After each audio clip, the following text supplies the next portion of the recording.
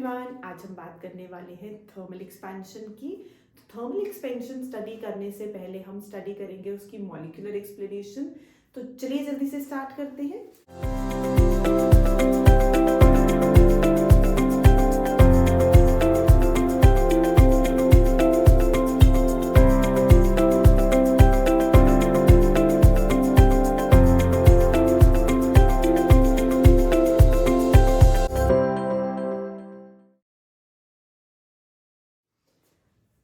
अब molecular explanation of thermal expansion study करने के लिए हम चलते हैं सॉलिड्स चैप्टर में। वहां पे हमने बोला था कि अगर हमारे पास कोई भी एक सॉलिड है उस पर हम फोर्सेस अप्लाई करते हैं, मीन्स हम उसको थोड़ा सा स्ट्रेच करते हैं, तो उसके अंदर के जो पार्टिकल्स हैं वो कोशिश करेंगे कि वो वापस अपनी ओरिजिनल स्टेट पे आ सके।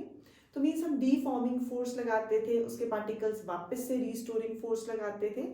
तो हमने वहां पे स्टडी किया था in terms of potential energy, एक ग्राफ जो कि था पोटेंशियल एनर्जी और इंटर एटॉमिक सेपरेशन के बीच में।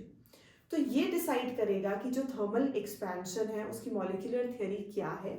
तो सबसे पहले अगर जैसे हमने वहां पे लिया, हमने बोला कि हम लेते हैं कि हमारे पास जो भी एटम्स हैं वो आपस में कैसे कनेक्टेड हैं, एक स्प्रिंग के साथ कनेक्टेड है। हमने ऐसे बॉन्ड्स लिए थे, बॉन्ड्स के साथ हमने दिखाया था कि अगर ये जो हमारे पास एटम्स हैं उनको हम बॉल्स से रिप्रेजेंट करें और वो बॉल्स कैसे अटैच्ड हैं एक दूसरे के साथ, स्प्रिंग के साथ अटैच्ड है। तो हमारे पास यहाँ पे पूरे का पूरा सॉलिड जो है हम उसको दिखा सकते हैं कि वो हमारे पास कैसे है, ऐसे स्प्रिंग के साथ अटैच्ड है, स्प्रिंग के साथ अटैच्ड है। तो ये बेसिकली हमारे पास क्या बन जाएगा, एक तरह का सॉलिड बन जाएगा। तो हमने उसमें किया था अगर हम इसको एक डीफॉर्मिंग फोर्स लगाते हैं, स्ट्रेच करते हैं, मींस जो हमारे पास इंटर एटॉमिक सेपरेशन है उसको उसकी इक्विलिब्रियम पोजीशन से ज्यादा करते हैं, तो उसके जो एटम्स हैं वो वापस से उसको फोर्स लगाने की कोशिश करेंगे कि वापस पीछे आओ अपनी मेन पोजीशन में, इक्विलिब्रियम पोजीशन में। तो मींस कुछ फोर्सेस आती थी।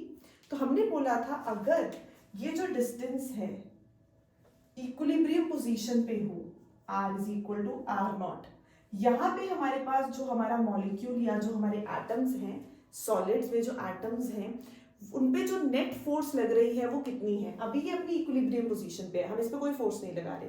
तो मींस जब हम कोई फोर्स नहीं लगा रहे तो हमारे पास जो डिस्टेंस है वो कितना है, इंटर एटॉमिक सेपरेशन जो है वो इक्विलिब्रियम पोजीशन पे है, मींस वहां पे फोर्सेस जीरो है।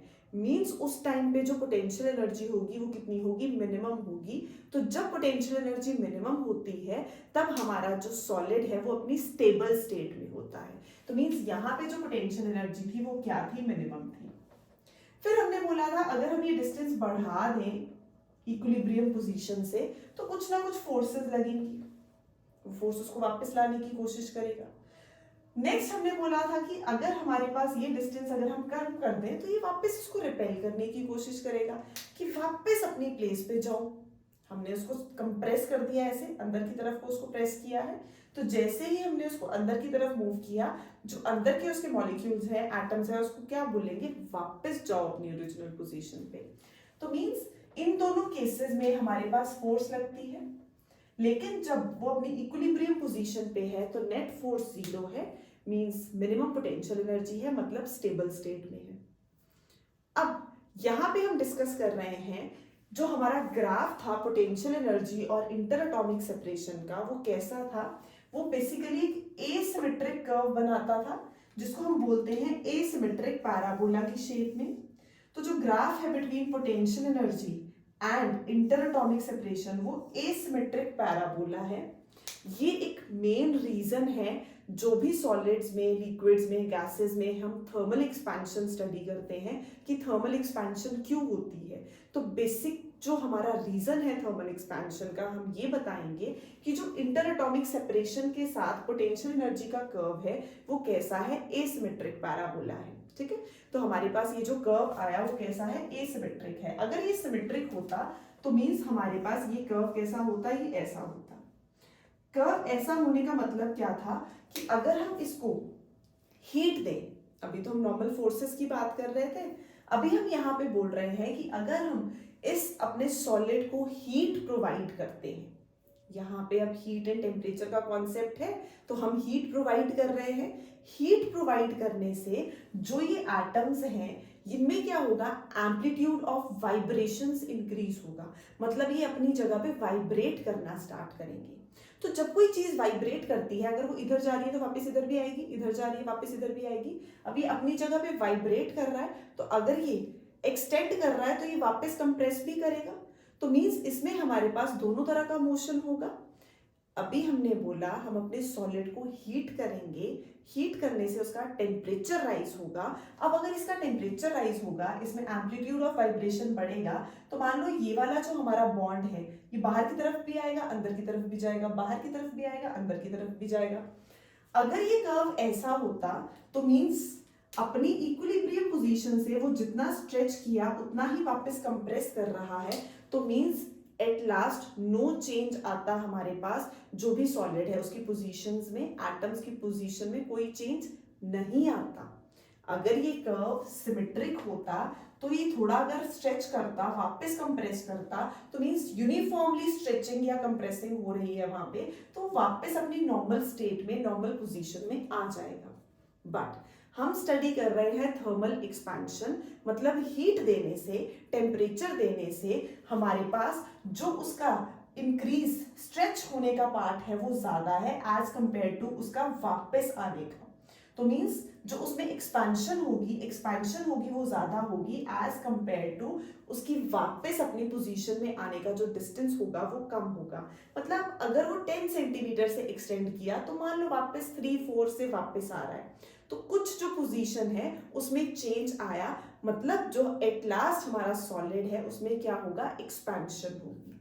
फिर से थर्मल एक्सपेंशन का बेसिक रीजन क्या है, ये दो वर्ड्स, कि हमारे पास एसिमेट्रिक पैराबोला बनता है या एसिमेट्रिक कर्व बनता है। किसका, पोटेंशियल एनर्जी किसकी, दो नेबरिंग एटम्स की, जिसको हम किससे डिफाइन किया, स्प्रिंग से डिफाइन किया। हमने बोला ये जो हमारे पास बॉल्स है ये एटम्स को डिफाइन कर रहे हैं। अगर हम किसी सॉलिड को हीट करें, टेम्परेचर राइज होगा, टेम्परेचर राइज होने से एम्पलीट्यूड ऑफ वाइब्रेशंस इंक्रीज होगा, वाइब्रेशंस आएंगी तो जितना इधर जाएगा वापस भी आएगा।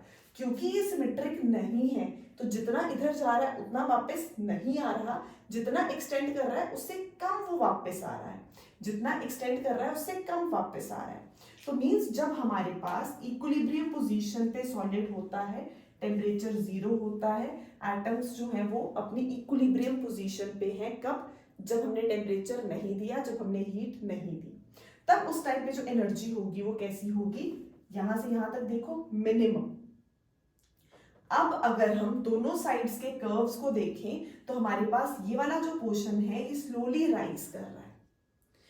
अब हमारे पास अगर उसमें एक्सटेंशन हो रही है तो वो एक्सटेंशन ज्यादा होगी एज कंपेयर टू उसका वापस आना। तो अगर इतना एक्सटेंड कर रहा है तो थोड़ा कम वापस आ रहा है, तो हमारे पास एक्सटेंशन वाला पार्ट ज्यादा है, एक्सपेंशन वाला पार्ट ज्यादा है एज कंपेयर टू कंट्रैक्शन, उसका वापस आने का।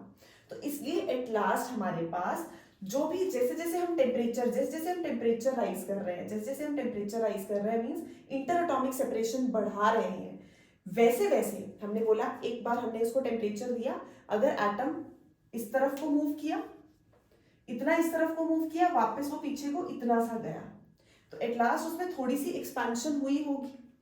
अब ये जो एम्पलीट्यूड ऑफ वाइब्रेशंस है, इसमें जो हमारे पास ये एम्पलीट्यूड बढ़ रहा है, इंटर एटॉमिक डिस्टेंस बढ़ रहा है, तो जो इंटर एटॉमिक डिस्टेंस है दो एटम्स के बीच में, वो मैक्सिमम और मिनिमम वैल्यूज के बीच में ऑसिलेट करेगा, मैक्सिमम और मिनिमम वैल्यूज के बीच में ऑसिलेट करेगा। तो ये जो हमारे पास यहाँ पे डिस्टेंस आ जाता है वो आता है एवरेज इंटर एटॉमिक डिस्टेंस। दो एटम्स के बीच में हमने टेम्परेचर जैसे ही दिया, हीट दी, उनका जो एम्पलीट्यूड ऑफ वाइब्रेशंस इंक्रीज हुआ, तो जब वो बॉन्ड एक्सपैंड कर रहा है, maximum value of inter atomic separation, फिर वापस आएगा minimum value of maximum minimum. तो मींस हमारे पास जो दो एटम्स की पोजीशन है वो किसके किसके बीच में ऑसिलेट कर रही है, आर मैक्सिमम और आर मिनिमम। तो एवरेज इंटर एटॉमिक सेपरेशन कितनी बन जाती है, maximum plus minimum divided by 2, ये हमें क्या देगी, एवरेज इंटर एटॉमिक सेपरेशन देगी। तो जो एवरेज इंटर एटॉमिक सेपरेशन है, जैसे जैसे टेम्परेचर राइज हो रहा है, ये कर्व का जो एवरेज वैल्यू है वो इस तरफ को राइज कर रही है, यूनिफॉर्म नहीं है। जितना एक्सपैंड हुआ उतना कंट्रैक्ट वापस नहीं हुआ। तो मींस जैसे जैसे ये टेम्परेचर 0 से फिर बढ़ना स्टार्ट हुआ, वैसे ही एवरेज इंटर एटॉमिक सेपरेशन भी बढ़ रही है। एवरेज इंटर एटॉमिक सेपरेशन क्या होती है, हमारे पास जब हमारा जो एटम्स हैं वो ऑसिलेट करते हैं between maximum inter atomic separation and minimum inter atomic separation. Expand किया, मैक्सिमम वैल्यू, वापस आया मिनिमम वैल्यू, एक्सपैंड किया, मैक्सिमम वैल्यू, वापस आया मिनिमम वैल्यू।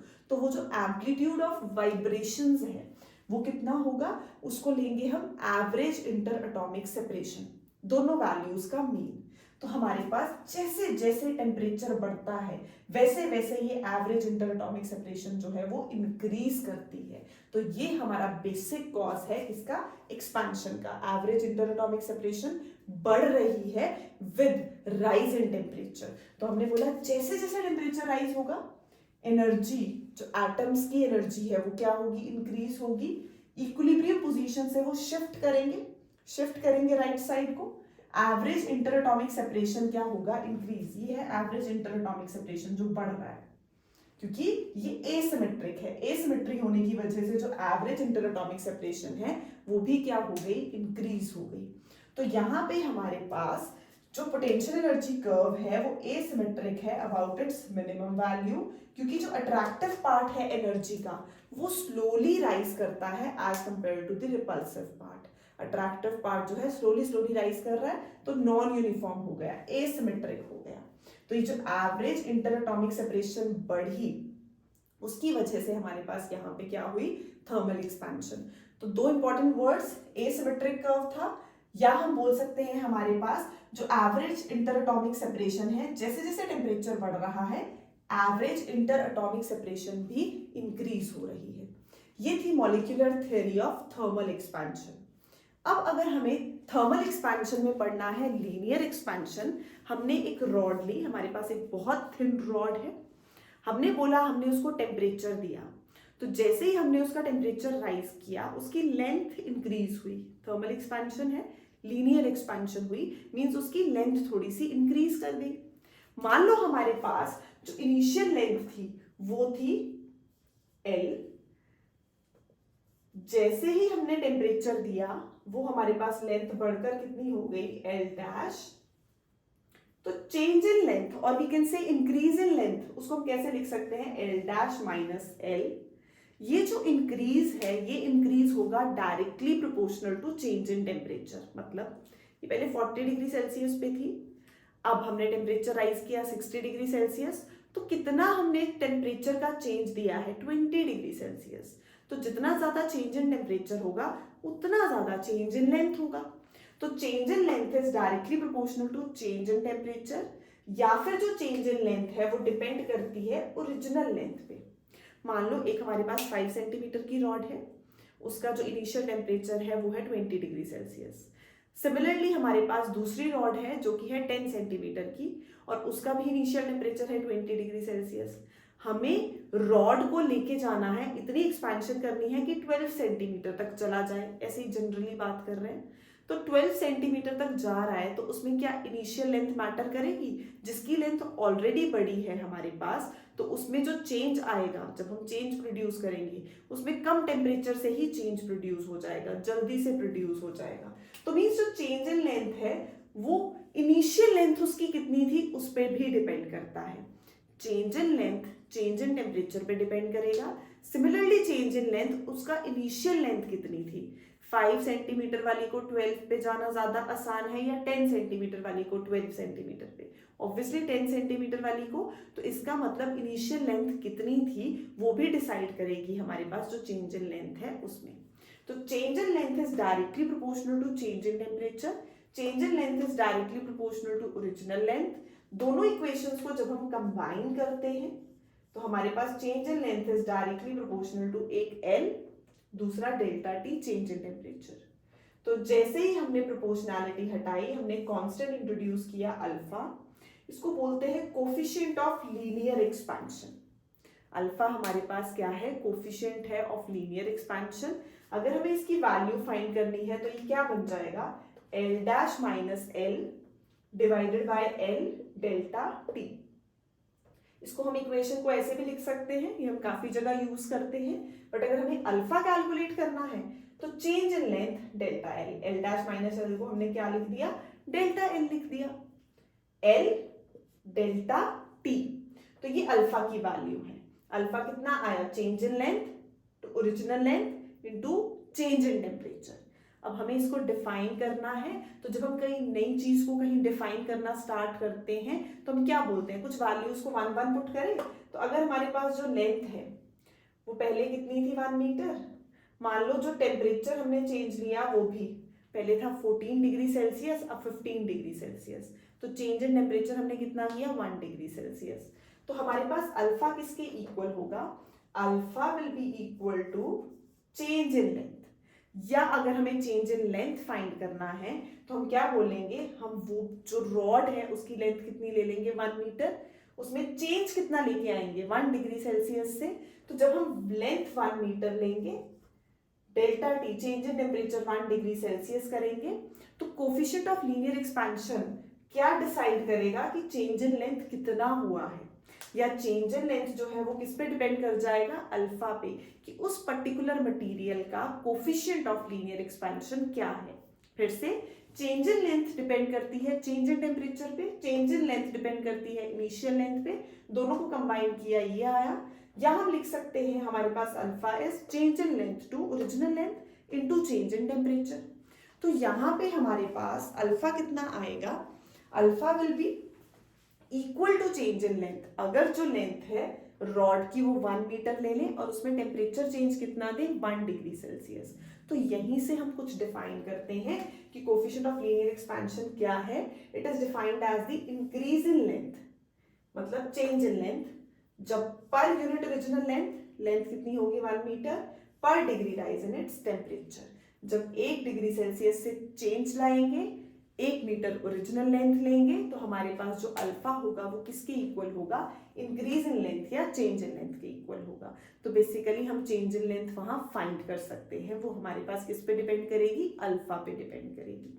अब अल्फा किन चीजों पे डिपेंड करता है, कोफिशिएंट ऑफ लीनियर एक्सपेंशन एक तो डिपेंड करेगा मटेरियल कौन सा है, कॉपर है, एल्यूमिनियम है, उससे हमारे पास जो अल्फा की वैल्यू है वो वेरी कर जाती है।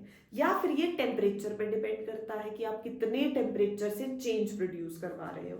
यहाँ तो हमने कांस्टेंट कर दिया था कि 1 डिग्री सेल्सियस है, तो हमारा जो अल्फा है वो नेचर पे भी डिपेंड करेगा, टेम्परेचर पे भी डिपेंड करेगा। अल्फा की यूनिट्स क्या होंगे, यूनिट्स, ये लेंथ है तो लेंथ से लेंथ के यूनिट कट गए, तो जो change in temperature, degree Celsius inverse या फिर केल्विन इनवर्स, तो ये हमारे पास है coefficient of linear expansion. Bye.